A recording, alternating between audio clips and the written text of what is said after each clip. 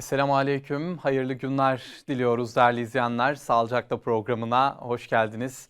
Bizleri izleyen, yüzümüzü gören, sesimizi duyan tüm izleyenlerimizi selam, sevgilerimizle, muhabbetimizle selamlıyoruz. Bugün Sağlıcakla programında koronavirüsteki son durumu, aşıları, sizin merak ettiklerinizi inşallah konuşmaya gayret edeceğiz.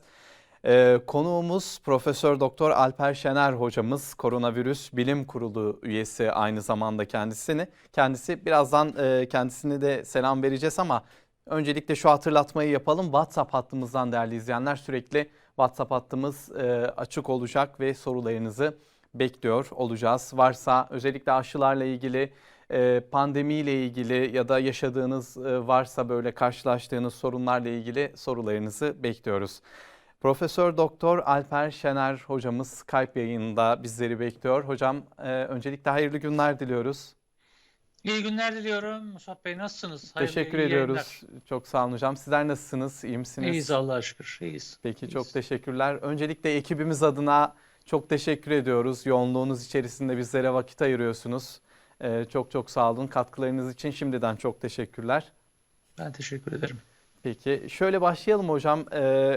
Pandemi sürekli merak ediliyor. Türkiye'de seyri nasıl? Kontrol altında mı pandemi?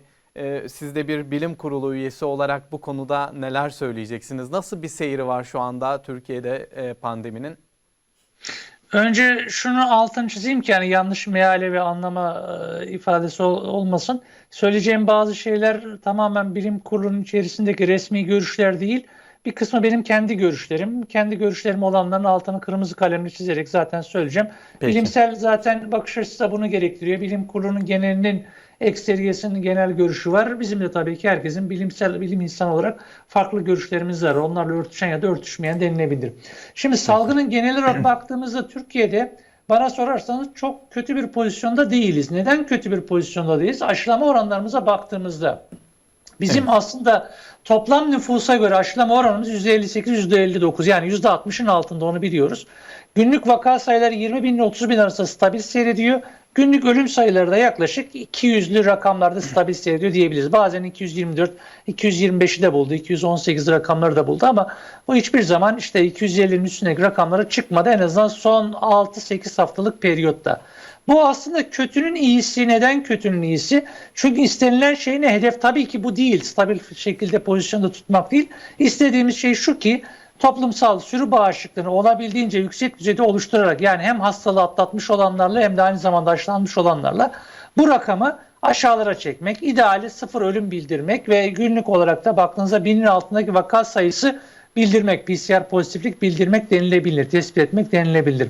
Bu rakamlara göre kıyasladığınızda oransal olarak baktığımızda salgın iyi konumda değil. Ama aşılama oranlarımıza baktığımız zaman ise aşılama oranları çok daha iyi olan ülkelerde bile bu rakamlar varken biz şu anda salgının kontrolünde iki arada bir deredeyiz denilebilir. Yani kötümser bakış açısıyla iyi konumda değiliz. İyimser bakış açısıyla baktığımız zaman ise kötünün iyisi konumunda pozisyondayız diyebiliriz. Bunu düzeltmek ya da iyileştirmek mümkün mü? Mümkün tabii ki. Bunu daha iyi rakamlara taşımak mümkün. Bunu nasıl taşıyacağız? İşte sürü bağışıklığı hedefi dediğimiz yani sürünün tamamı çocuklar da dahil olmak üzere bütün toplumsal katılımla birlikte bu tartışılabilir tabii ki hala bilimsel alanda tartışılıyor çocukların gerekli ya da gereksiz olduğu konusunda %80-85'in üstünde antikor oluşturmak gerekiyor ki toplumun genelinde. Bu rakama ulaşmak için bizim halihazırda 20-25'lik bir oran anlamında bir geride olduğumuzu söyleyebiliriz. Evet. Reel olarak da baktığımızda ise Avrupa'nın pozisyondan daha iyi pozisyonda olduğumuzu söyleyebiliriz. Biliyorsunuz Almanya ve Avusturya özellikle şu anda ciddi sorun yaşıyorlar. Aşılanmışlık oranları bizden daha yüksek olmasına rağmen. Evet. Hocam siz de ifade ettiniz. Avrupa ülkeleriyle bir kıyas yaptınız aslında. Aşılama oranları yüksek ülkeler var ama vaka sayıları buna orantılı da yine yüksek seyrediyor. Neden bunu yaşıyor Avrupa? Şundan yaşıyorlar. Bizim yaptığımız hızda 3. doz aşılama hızına girmediler. Türkiye her ne kadar pek çok konuda eleştirilse bile 3. doz aşılama kararını en erken alan ülkelerden birisiyiz biz. 3. doz aşılamayı erken başlamış olmak bize bir hastaneye yığılma ve yoğun bakıma yatış anlamında bir avantaj sağladı. Yani bir sıkışma bir yoğun bakımlarda doluluk, bir işte ölüm oranlarında anormal bir sıçrama görmüyoruz. Diğer taraftan ise Avrupa'nın teknik olarak da baktığınızda aşılanmış nüfusu fazla bile görünse yeterli antikor düzeyi oluşturmuş nüfus sayısı fazla değil. Bunu reel olarak ölçmüyorsunuz çünkü sahada. Çünkü neden? Yaşlı nüfus fazla, yaşlı popülasyon fazla. Yaşlılarda antikor klirensi hızlı oluşuyor, kayboluyor, hızlı kaybolma oluşuyor ve antikor istenilen seviyeler çıkmayabiliyor. Bu hastalığın doğasından kaynaklanmıyor, kişinin doğasından kaynaklanıyor. Yani 65 ile 75 yaş üstteki olan grupta antikor titresini yüksek düzeyde tutmak çok kolay değil. Aşılama hızınız doğru bile olsa, aşılama perspektifiniz, stratejiniz doğru bile olsa bence Avrupa Birliği reel olarak bunun sıkıntısını yaşıyor ki oradaki uzmanların da genel görüşü de bu. Evet, peki.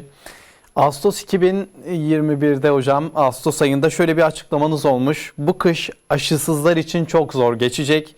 Yol yakınken vazgeçin inattan diye bir çağrınız da var açıklamanın içerisinde. Evet. O senaryo nasıl şu an Türkiye için? O senaryo gerçekleşmeye doğru mu gidiyor yoksa şu an kontrol altında mı? Nasıl ifade edeceksiniz?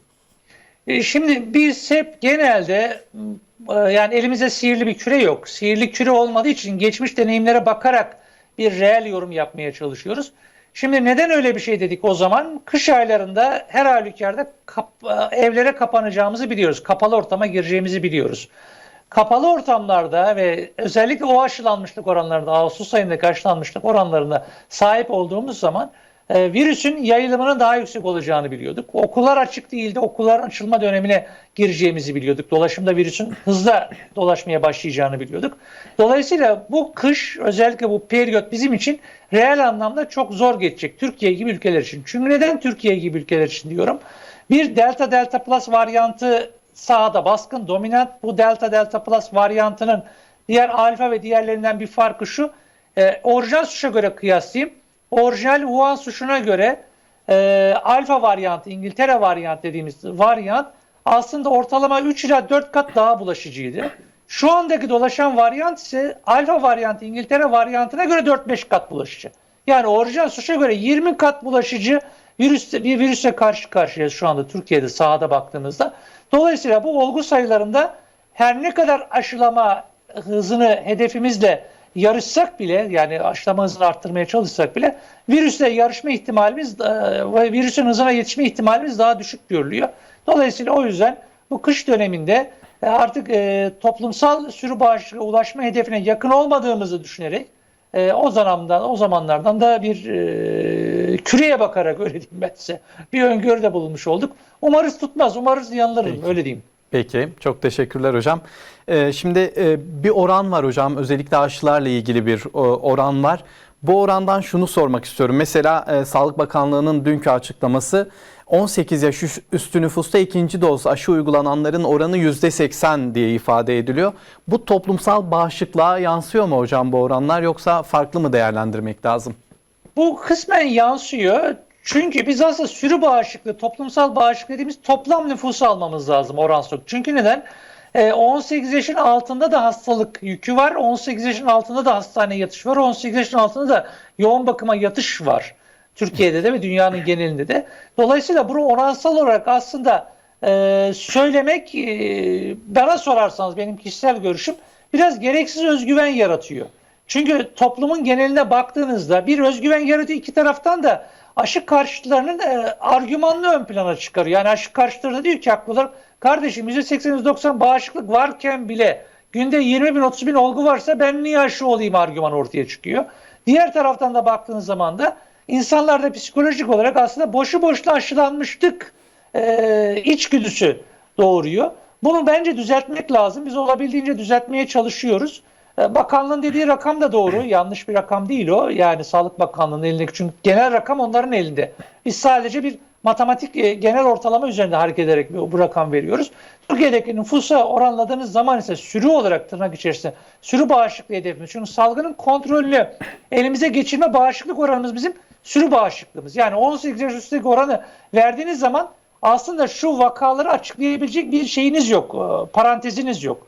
Dürüst olmak gerekirse bu aslında doğru olan kısmı sürü bağışıklığı hedefimize göre hareket etmek ve %58-%59 bandında toplumsal bağışıklık oranına sahip olduğumuzu bilmemiz gerekiyor. Bunu %85'in üstüne çıkarmamız lazım ama bu kış dönemi için oldukça zor görünüyor. Peki. Şöyle kritik bir soru var. Sürekli de merak ediliyor. Yeni tedbirler gelecek mi sorusu. Tabii aşılama oranları gittikçe yükseliyor hocam. Vaka sayıları da belli bir oranda seyrediyor. Ciddi anlamda bir yükselme söz konusu değil. Bu ortamda da yeni tedbirler düşünülür mü, düşünülmez mi? İzleyenlerimizden de bu yönde ciddi anlamda sorular var. Hocamıza sorun, yeni tedbirler gelebilir mi, gelecek mi diye. Bu soruyla devam edelim. Şimdi bilimsel anlamda yeni tedbirler uygulamaya gereklilik olduğunu düşünmüyorum ben. Çünkü neden?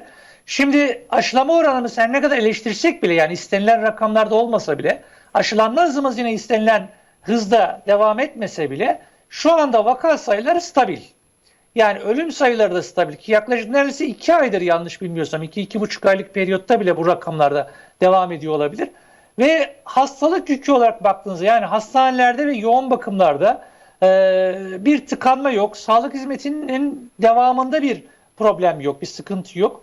Dolayısıyla daha çok bu kapanma gibi acil önlemdir, çünkü kapanma yani yapılacak olan önlem acil önlemlerdir. Acil önlem alacak bir olağanüstü salgın açısından baktığınızda olağanüstü bir tablo yok. Bu olağanüstü tablo olmadığı için dolayısıyla ne bilimsel anlamda ne de diğer benzer ülkelere baktığımız zaman, bizim pozisyonumuzdaki olan ülkelerle kıyasladığımız zaman özel bir önlem alınmasını gerektirecek bir durum yok diyebiliyorum ben. Diyeceksiniz ki Almanya, Avrupa ülkeleri bizden daha az olguları varken neden ivedilikle işte Avusturya pazartesinden itibaren pek çok alanda kapanma, acil durumlar dışında sokağa çıkmayı yasakladı. Almanya'da ekstra önlemler alınmaya başladı diyeceksiniz. Bunlarda bir temel problem, bunların hasta grubu yoğun bakıma yatan ve hastaneye yatan, ölüm riski görülen hasta grubu. Dolayısıyla şu anda onlarda hastane ve sağlık sistemi içerisinde bir tıkanma söz konusu. Aksama söz konusu. Sağlık hizmetinin aksaması söz konusu. Sağlık hizmetinin aksamasına kadar giden ağır hasta grubunda ve yoğun bakıma ihtiyacı olan hasta grubunda, yani profesyonel sağlık bakımına ihtiyacı olan hasta grubunda bir kümelenme birikimi olduğu için onların yaptığı da doğru, yanlış değil. Bizim kadar vaka sayıları belki yok ama günlük pozitif vaka sayıları, ama oransal baktığınızda ağır hasta popülasyon daha fazla onlarda. Bizim için şu anda olağanüstü bir durum yok benim görebildiğim kadarıyla. İzleyenlerimizden gelen bir soru da buydu tam olarak. Avusturya'da, işte Almanya'da bazı tedbirler alınıyor. Biz daha mı iyi durumdayız ki tedbirlere gidilmiyor? Siz yanıtlamış oldunuz hocam. Çok teşekkür ediyoruz. Yine izleyenlerimizden gelen bir soruyla devam etmek istiyorum.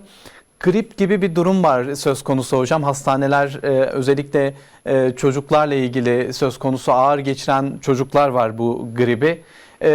Bir de koronayla karıştırılıyor ama daha ağır geçirenler de oluyor. Grip ve korona arasındaki ilişkiyi ya da belirtileri nasıl ortaya koyuyorsunuz? Yani yeni bir salgınla mı karşı karşıyayız, yoksa farklı bir durum mu? Her sene yaşanan grip vakaları mı bunlar? Şimdi aslında bunların yavaş yavaş ortaya çıkması bizim için sevindirici. Neden sevindirici? Çünkü geçtiğimiz 2 yıl boyunca ne grip yani ne de rinovirüs, rinit dediğimiz tabloyu görmedik. Nezleyi de görmedik yani. Dolayısıyla bu iki klinik tablonun yavaş yavaş ortaya çıkması sanki Covid-19'un hızının kesileceği, yani pandemikten endemik, yani tıpkı mevsimsel grip formuna dönebileceğine yönelik ön emareler bunlar. Bunlar bir açıdan bizim için avantaj. Ama rakamsal olarak baktığınızda bunların oranı çok yüksek değil. Bunların bir kısmı hastaneye geliyor. Musab Bey aslında farkına varmadan Covid-19 enfeksiyonu olanlar oluyor. Dolayısıyla bunu dört dörtlük sadece semptomlarla ayırt etmek mümkün değil. Ama Covid-19 için uyarabileceğimiz şeyler var. Nezle ve gripte olmayan Covid-19'da ishal ve tat koku kaybı oluyor. İshal ve tat koku kaybınız varsa mutlaka bunu test yapılması gerekiyor diyebiliriz. Evet. Onun dışındaki bulgular birbiriyle çok iç içe geçiyor aslında. Üst solunum yolu enfeksiyonu bulgularımız. Hani dört dörtlük şu gruptur diye ayırt edemiyoruz. Hele 18 yaş altında daha karmaşık hale geliyor tablolar. 18 yaşın altında ise bunu dört dörtlük ayırt edebilecek bir şey yok. Çünkü özellikle 11-15 yaş arasındaki olan grupta tat ve koku kaybını tam tanımlayamayabiliyor çocuklar. Tam anlatamayabiliyorlar. O aralıklı ishal tablolarla karşı karşıya kalabiliyorlar yediklerini içtiklerinden dolayı. Bunu tam ayırt etmenin yolu aslında örnek almakla, yani PCR testiyle geçiyor. Peki, çok teşekkürler. Hocam aşı ile ilgili özellikle son günlerde 3. doz meselesi var. 3. dozun Sağlık Bakanlığı tarafından artık onaylandığını da biliyoruz. Koronaya karşı sürekli aşı mı olacağız gibi bazı soru işaretleri var kafalarda. Neden 3. doz onaylandı Türkiye'de ve bu süreç devam edecek mi hocam? Onu sormak istiyoruz. Şimdi 3. dozu onaylanmasının acil kullanım izni verilmesi ya da uygulamaya girmesinin temel prensiplerinden bir tanesi bizim özellikle yaşlı ve sağlık çalışanı ve ön planda çalışan hasta grubu dediğimiz grubun ağırlıklı olarak aslında inaktif aşıyla uygulanmış olması ve üstünden zaman geçmiş olması. Yani aşılamaya erken başlayan ülkelerde 3. 4. doz perspektifi hızlı başladı hepinizin bildiği gibi. Biz de Türkiye olarak aşılamaya erken başlayan ülkelerden birisiyiz.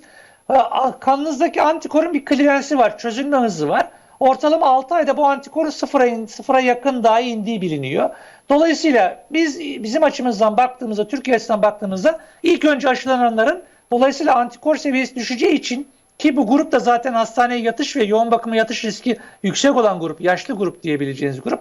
Bunları öncelikli olarak 3. dozlarının aşılanma durumu hızlı bir şekilde onaydan geçirerek başladı. Bu doğru bir strateji çünkü belki şu anda bizim bu kadar yüksek olgu sayısı olmasına rağmen yoğun bakım ve hastanede bir tıkanma yaşamamızın bir sebebi de bu 3. dozu erken uygulamaya başlamamız olabilir. Bunun bir sonucunu, meyvesini yiyor olabiliriz.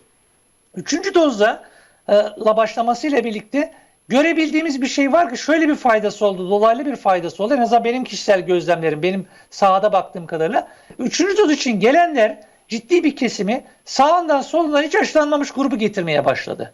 Yani bak ben 2 doz oldum, 3. dozu da olmaya gidiyorum. Sen de gel, işte eş, dost, akraba, yakın çevre, mutlaka hiç aşılanmamış grupta olanlar oluyor çünkü. Çünkü Türkiye'de halihazırda bildiğim kadarıyla Sağlık Bakanlığı verileri 8,5 milyon civarında kişi hiç aşı olmadı. Aşılanmamış olan grup var bunlarda. Aşı tanımlı olmasına rağmen aşılanmamış olan grup. Diğer aşı tanımlanan grubu hariç tutuyorum. Tanımlanacak olan grubu hariç tutarak söylüyorum. Bu grubu getirmeye başladılar. Bu da bizim için sahada gördüğümüz kadarıyla bizim açımızdan bir artı değer. Çünkü biz her ne kadar sizlerin aracılığıyla, her ne kadar medya ve basın mensupları aşının önemini ön planda tutsak dahi eş, dost ve akraba ve ortamlarda konuşulan kelimeler biraz daha ikna edici olabiliyor. Bu gruptan da yavaş yavaş aşılamaya yönelik bir artış var. Bu da bizim için bir sevindirici bir bilgi olarak aktarayım ben parantez içerisinde. Peki, çok teşekkürler hocam. Şimdi aşı olmayanların farklı bazı şeyleri var hocam, argümanları var. Aşı beni ne kadar korur ya da aşı olanlar da işte tekrar Covid hastalığına yakalanıyor. Yoğun bakıma gidenler de var. Bu soruyu sürekli tekrar ediyoruz. Aşının koruyuculuğu sürekli ifade ediliyor ama bir kez daha izleyenlerimiz için hocam, aşı ne kadar koruyucudur? Neden aşı olmamız gerekiyor'un altını bir kez daha çizelim hocam. Buyurun. Bir kere şimdi şu anda Türkiye'de yaygın uygulanan, yani her iki aşı için söylüyorum, inaktif aşı ve diğer BioNTech için de söylüyorum. Her iki aşı da eğer çift doz aşılığınız oldunuzsa, Sinovac için 3 doz zamanı geldi aslında ve BioNTech için 2 doz oldunuzsa diyebiliriz.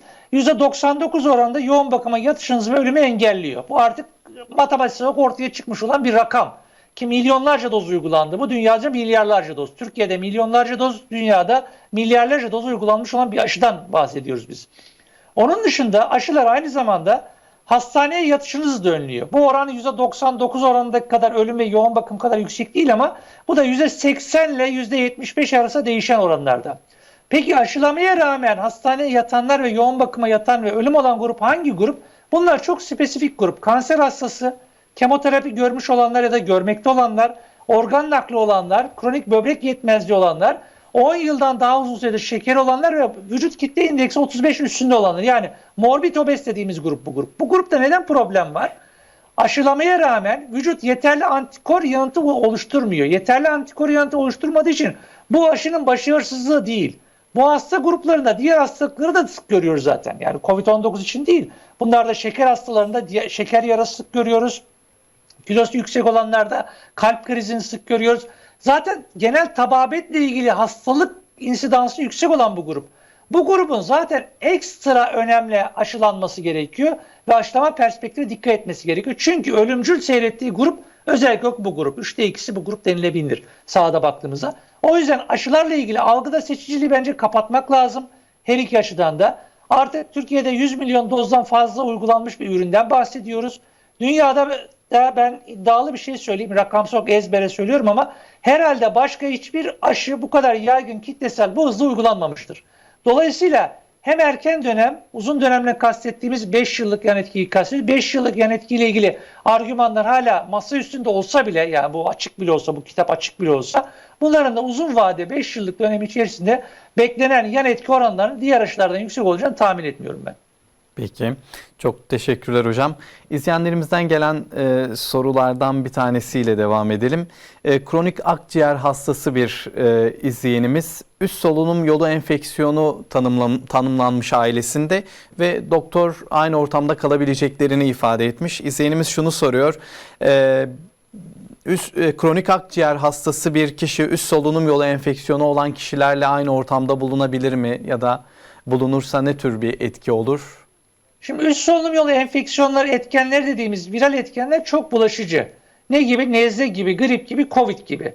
Eğer Covid negatifse, yani PCR'a bakılıp negatifse, bir arada olması açısından baktığımızda influenza ve grip açısından da bakmak lazım. Yani nezle açısından bakmak lazım.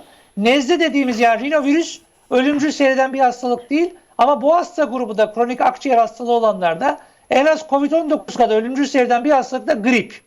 Grip pneumonisi sık görüyoruz. İnfluenza pneumonisi sık görüyoruz bu hastalarda. O yüzden her halükarda bir arada durmamaları kendileri için ideali. Peki. Çok teşekkürler hocam. Yerli aşı çalışmalarını şimdi sormak istiyorum. Çünkü çok duyuyoruz. Yerli aşı çıksın öyle aşı olacağım diyenlerin sayısı da epey fazla hocam. Yerli aşı çalışmalarında Türkiye hangi noktada? Yapılan çalışmalar siz nasıl değerlendiriyorsunuz? Öyle devam edelim. Yerli aşı çıksın olacağım diyenlere ben buradan bir çağrıda bulunayım o zaman. Son 1000 kişi kaldı bildiğim kadarıyla faz 3'ünün bitmesi için. Şimdiden gönüllü olsunlar. Madem doğal olarak zaten bu aşıyla ilgili herhangi bir kafalarında soru işaretleri yoksa. Çünkü yerli Türkovak aşısı biliyorsunuz faz 1 ve faz 2'yi başarıyla bitirdi. Şu anda faz 3'ü devam ediyor. 3'te 2 hasta alımı bitti. 3'te 1'lik bir hasta alımı kaldı. Yaklaşık 1000 kişilik bir rakam kaldığını duyuyoruz araştırmacılardan. Eğer bu 1000 kişilik grupta bir önce tamamlanırsa bu yıl bu aşı çalışması bitecek. Türkovak'ın çalışması bitecek. Ve 2022 yılının başında olasılıkla artık kitlesel üretime geçip yerli ve milli bir aşımız olacak. Buna her anlamda pozitif katkılar olacaktır. Eğer yerli aşıyı beklemek yerine koşar adımlarla ona gitmeleri iyi olur bence. Bir an önce bu merkezler, Türkiye'de yanlış bilmiyorsam 13 merkezde yapılıyor. Bu 13 merkezdeki çalışmaların yapıldığı bir yere başvurarak telefonla hem daha düzgün anlamda antikor siteleri de ölçülüyor çünkü bu hastaların.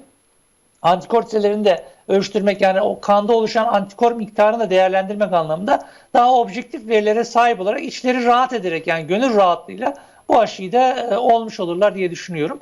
Önümüzdeki yıl içerisinde Türkovak'ın kitlesel üretime geçecek olması Türkiye için büyük bir atılım.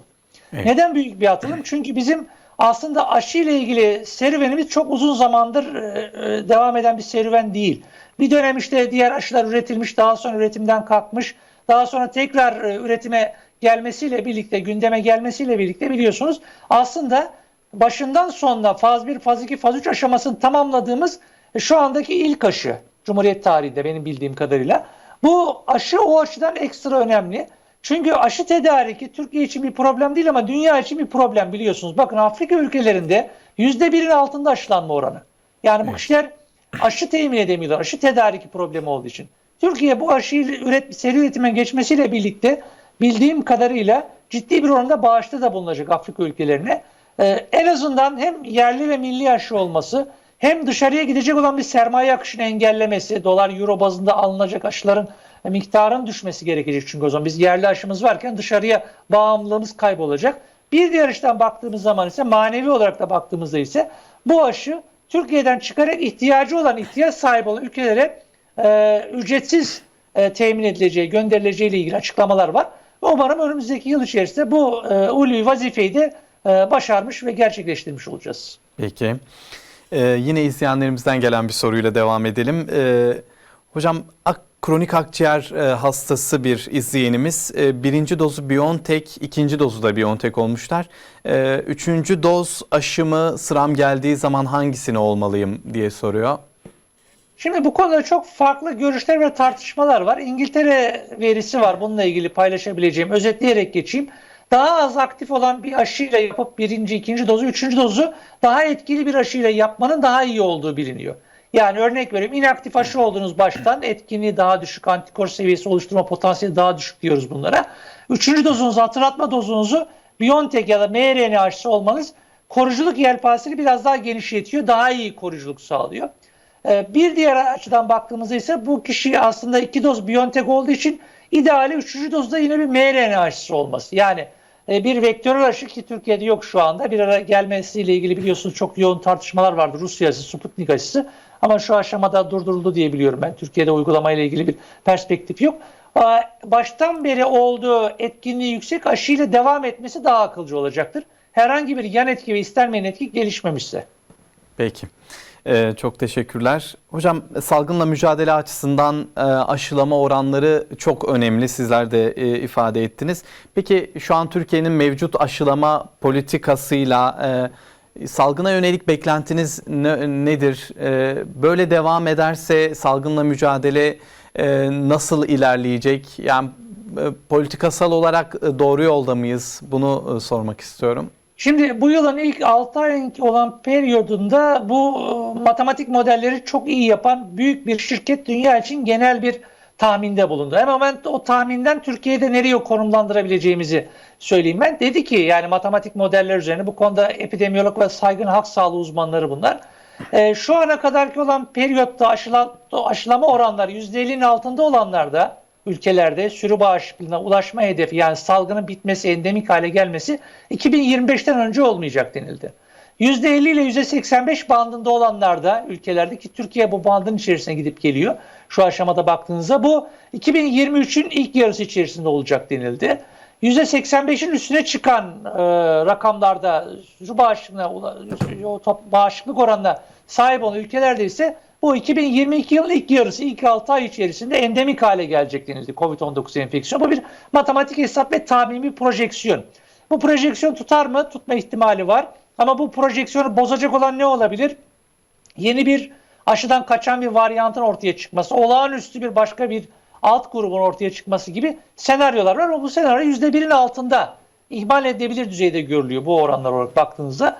Dolayısıyla zaten Türkiye'nin hedefi de amacı da %85 bandına bir önce çıkmak. Çünkü neden? 2023'ten önce salgını ülkemizde endemik halde görelim. Yani pandemiden çıksın, günlük ölüm vakaları, günlük sayılar sıfır olsun, günlük ölümler sıfır olsun, günlük olgu sayıları da birin altında seyretsin gibi düşünmek gerekiyor.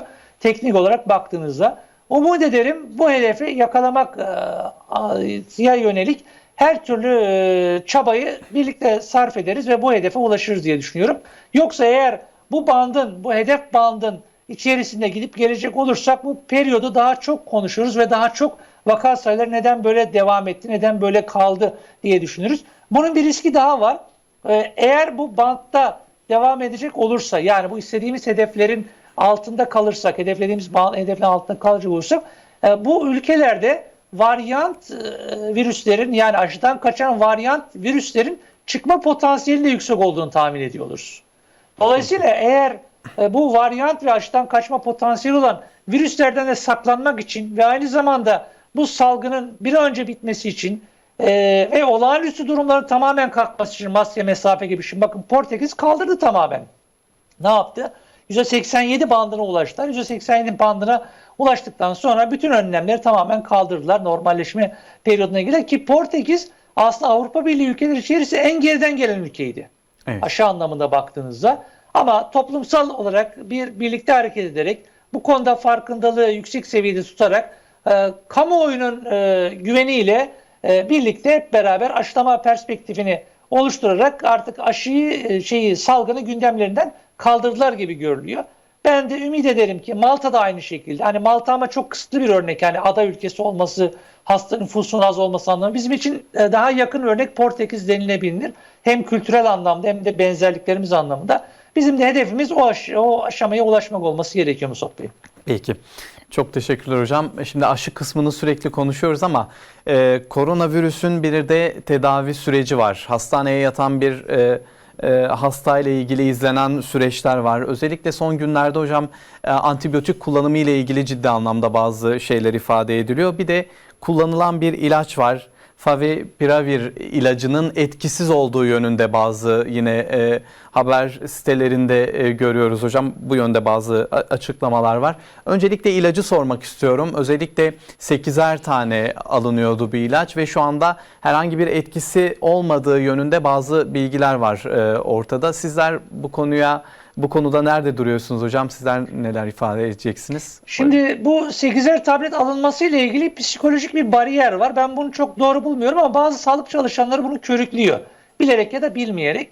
Şimdi bakın, bazı ilaçların etkin kan konsantrası sağlamak yüksek miktarda içmeniz gerekir. Ben bir örnek vereyim, mesela sıtma için kullandığınız Vartemis'in ilacı 12 tablet içilir. Yani bu bir toksik etki oluşacak, yani yan etki oluşacak, zararı olacak demek değildir. O ilacın dozu öyledir, pozolojisi öyledir. Yani 8+8 gibi kullanılan ilaç için aslında yanlış bir doz değil. Hatta bir parantez daha açayım ben, ama daha yani cümleleri seçerek söylemek gerekiyor.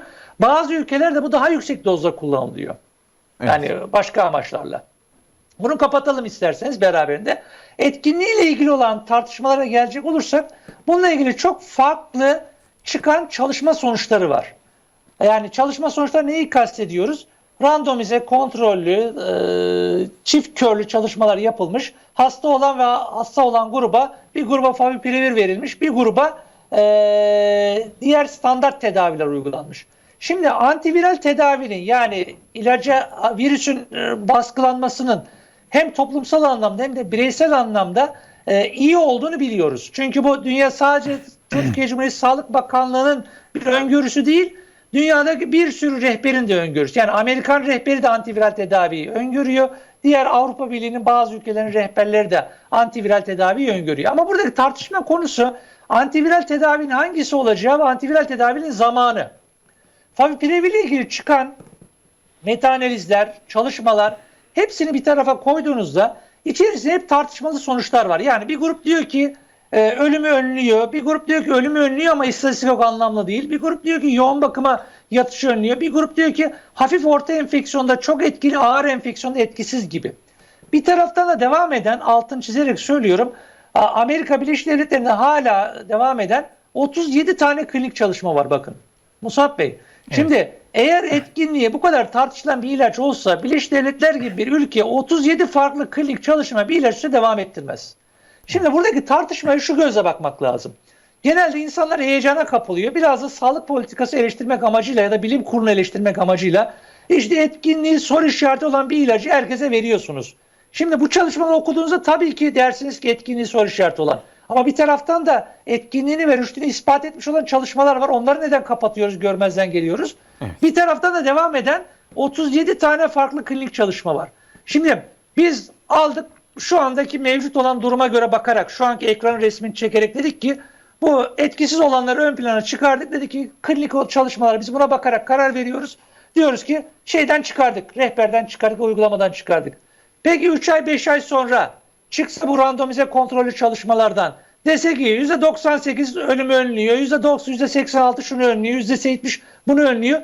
Bu defa ne yapacağız? Şimdi o yüzden bu taraflarda çeken balans dediğimiz, kontrol edip dengeli gitmemiz gerekiyor. Yani çünkü neden?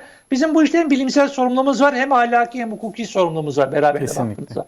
Aldığımız kararlarda vatandaşlarımız emin olsun, bilim kurulundaki bütün üyeler bu konuya hakim, vakıf ve sadece Türkiye'de, dünyada saygın bilim insanları. Yani bu arkadaşlarımızın söylediği, sosyal medyada yazdığı, çizdiği şeylerin bir kısmını yapan insanlar bilim kurulunda. Ben bazen bu eleştirileri çok yersiz ve komik buluyorum. Çünkü neden? Yani sanki eleştirdiğiniz kişiler bu işi hiç bilmiyor. Yani rastgele seçilmiş, o bilim kuruluna alınmış, rastgele kararlar alınıyor, emrivaki işler yapılıyor gibi bir parantez açılıyor bunun içerisinde benim görebildiğim kadar. Bu çok haksızca ve yersizce. Özet, favipiravir ile ilgili ilacın etkisizliği ile ilgili gösteren çalışmalar var tabii ki, ama etkili olduğunu gösterenler de var. Bunların olgunlaşmasını beklemek gerekiyor. Ya da bir ülkeyle ilgili baktığımızda, Türkiye için konuştuğumuza göre salgın stratejisini buna göre inşa etmek lazım. Tabii ki farklı görüşler olacak. Farklı görüşlere saygı duyacağız ama şu anda net olgunlaşmış bir şey yok. Hani net olgunlaşmış bir karar çıksa zaten bir an önce kaldırılır. Yani yararından çok zararı olduğu kanısına varılsa zaten gündemden düşer. Evet. Hep şu argüman olunuyor. İşte dünyada başka ülkeler kullanmıyor vesaire yapıyor. Bakın ben bir örnek vereyim. İlacı geliştiren, ilacı bulan Japonya'dır.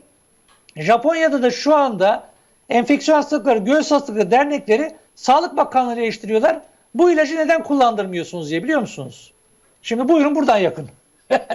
Siz aslında bir öngörülü davranmışsınız. Etkinliğiyle ilgili bir öngörü görerek ilacı almışsınız, üretmişsiniz. Real olarak baktığınızda onu sahada uygular konuma getirmişsiniz. Bir tarafta da ilacı bulan ve temel anlamda yerli ve milli sermaye olarak kendilerini kullanması daha kolay olan bu ülkede diyor ki dernekler, uzmanlık dernekleri, bu konuda uğraşanlar, bizde bu kadar hasta var, bu kadar şey görüyoruz. Etkinliğiyle ilgili olumlu görüşler bildirilen bir ilacın erken kullanımına neden izin vermiyorsunuz diyorlar. Bu defa da Japonya Sağlık Bakanlığı işte. O yüzden bu tartışmalar olacaktır. Bu kısır döngüler içerisine girmeden aslında konsantre olmamız gereken konular başka konular. Evet. Antibiyotikler bu dönemde kullanılabilecek ilaçlar değiller. Yoğun bakımlarda biz antibiyotikleri kullanmaya yönelik COVID hastalarında çok zor durumda kaldığımız zaman. Çünkü şöyle oluyor, bu hastalar yoğun bakıma yattığı zaman Musab Bey, COVID ile ilgili tabloyu kontrol altına alıyorsunuz. COVID ile ilgili durum artık stabil ama bu üstüne bu defa hastane enfeksiyonu biniyor. Evet. Yoğun bakımdaki yattığı dönemde. Ancak o zaman antibiyotikleri kullanıyoruz. Bu periyotta o yüzden antibiyotiklerin kullanımının bir endikasyonu yok ve gerekliliği yok. Bu tartışmalarda odak noktamız yine Sağlık Bakanlığı, Bilim Kurulu üyesi yetkilileri olacak. Zaten takip ediyorlar, üzerinde titizlikle duruyorlar. Bunu anlayabiliriz değil mi hocam? Rahat olsunlar, takip eden tabii ki şimdi Musab Bey, yani bu koronavirüs bilim kurulu üyesi olarak, işte benim de adım yazıyor altında. Ben de bu ülkenin vatandaşıyım. Ben niye ülkeme, vatandaşlarıma zarar olacak bir şeyin altına imza atayım? Niye kullanayım? Böyle bir şey olamaz. Ya bize zaten hekimlik yemini de etmiş insanları. Zaten bilim kurulu üyesi olmasanız dahi böyle bir şey zaten yapmazsınız. Önce nedir? Önce zarar verme, hekimlik ilkesi. Zarar verilecek bir şeyin altına niye imza atsın, niye reçete etsin hekimler, niye kullanıma girsin? Ben bunu birazcık şöyle algılıyorum. Daha çok bilim kurulunu yıpratmaya yönelik ya da sağlık politikasını yıpratmaya yönelik olarak algılıyorum. Çünkü objektif olarak baktığınız zaman, alt alta koyduğunuz zaman tabii ki olumsuz görüşler var. Ama reel anlamda onu uygulamadan kaldırdığınızda yerine ne koyacaksınız Musab Bey? Şu anda ne uygulayacaksınız? Hadi kaldırdınız. Evet. Kaldır. Ne vereceğiz? Herhangi bir ilaç yok. Bir şeyi kaldırdığınız zaman yerine bir şey koyabilmeniz lazım.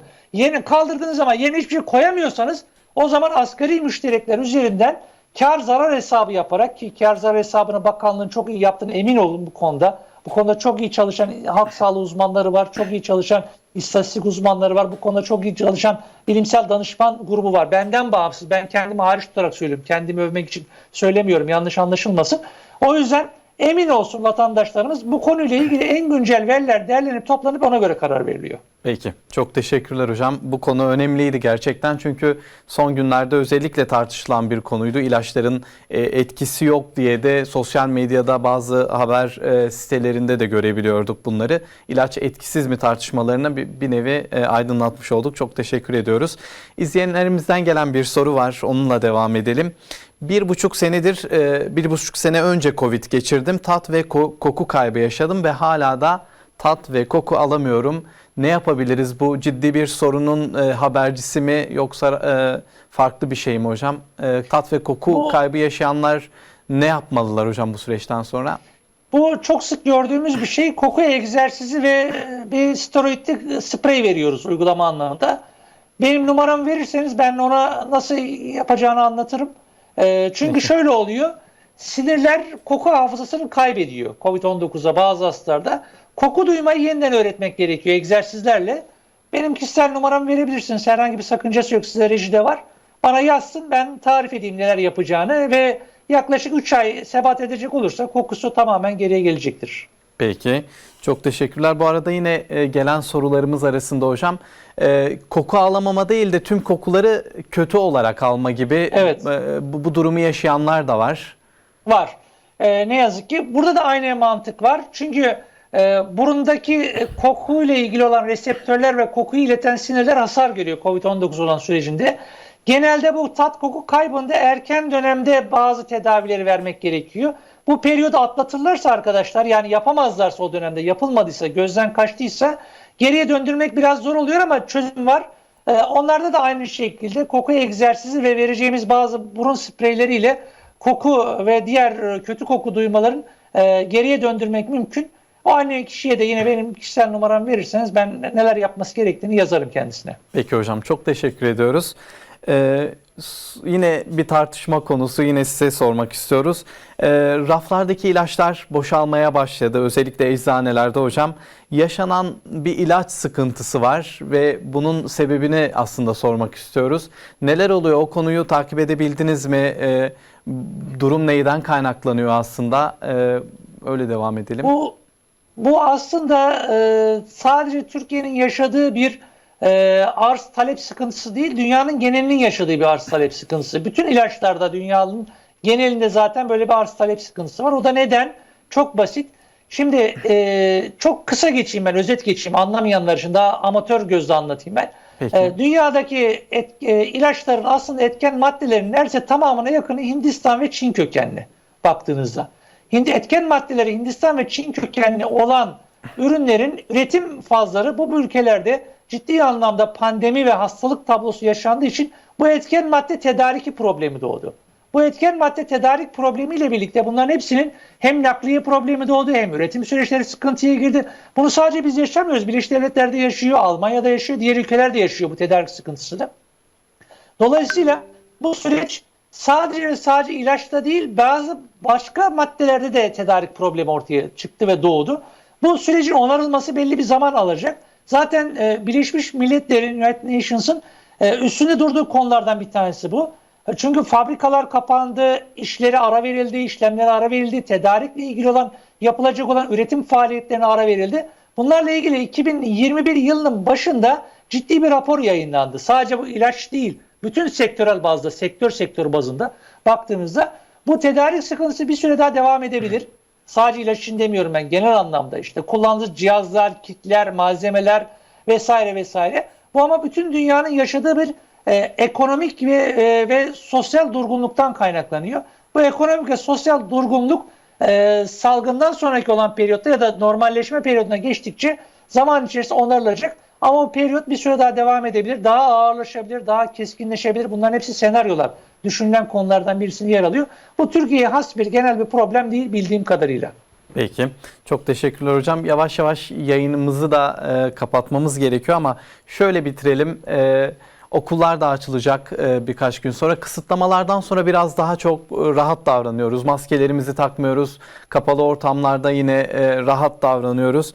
Bu yönde de bazı tavsiyelerinizi almak isteriz hocam. Hem okullar açılıyor, belki onlarla ilgili bazı tavsiyeleriniz olur. Bir de genel olarak, çünkü pandeminin, koronavirüsün yayılmamasında herkese düşen görevler var. Bu görevleri hatırlatma adına belki bazı tavsiyeleriniz olur. Buyurun.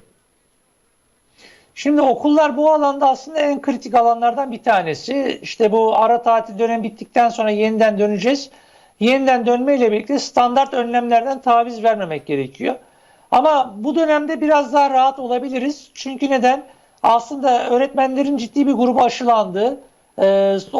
Okullarda çocuklarla iç içe olacak olan bir grubun, yani serviste, kantinde ve diğer gruplarda çalışacak olan grupların ciddi bir kesimi aşılandı. Ama bu periyodun dışında dikkat edilmesi gereken bir grup var ki yüksek öğrenim kurumundaki öğrenciler ve yurtlardaki virüs yayılımı ile ilgili riskler. Bunu da minimumda tutmak için aslında baktığımızda, onlarda bir ara tatil periyodu yoktu ama devam ediyordu işlemler anlamında baktığımızda aşılanma durumuna dikkat etmek lazım. Halihazırda biz biliyoruz ki bu yaş grubunda da aşılamaya yönelik bazı handikaplar ve bazı eksiklikler var. Aslında bunların hepsinin çözümü aslında aşı ve aşılama hızımızdan geçiyor. Evet. Peki. Çok teşekkürler hocam. Yayınımızda da bir sıkıntı yaşıyoruz. Zaten sonuna da geldik. Katkılarınız için çok teşekkürler. Birçok soruya yanıt bulduk sizler sayesinde. Ekibimiz adına da teşekkürlerimizi iletiyoruz. Sizlere hayırlı günler diliyoruz. İyi günler diliyorum. İyi çalışmalar. Sağ olun. Teşekkürler hocam. Allah'a emanet olun. Değerli izleyenler, koronavirüste son durum ve aşıları bu hafta konuştuk. Koronavirüs Bilim Kurulu üyesi Profesör Doktor Alper Şener hocamız Skype yayınımızdaydı. Kendisine tekrar çok teşekkür ediyoruz. Pandemi kontrol altında mı? Toplumsal bağışıklık açısından son durum nedir gibi önemli soruları yanıtladı bizler için. Çok teşekkür ediyoruz kendisine. Sağlıcakla programının bu haftada sonuna geldik. Haftaya inşallah yeni bir konu ve konukla tekrar huzurlarınızda olmak dileğiyle. Hoşça kalın. Allah'a emanet olun.